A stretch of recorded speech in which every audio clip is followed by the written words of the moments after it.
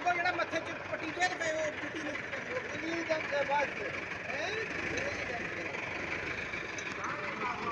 ਭਈਆ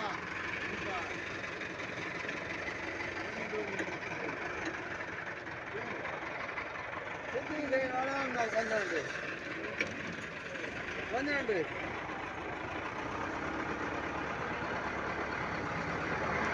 ਉਹ ਛੁੱਟੀ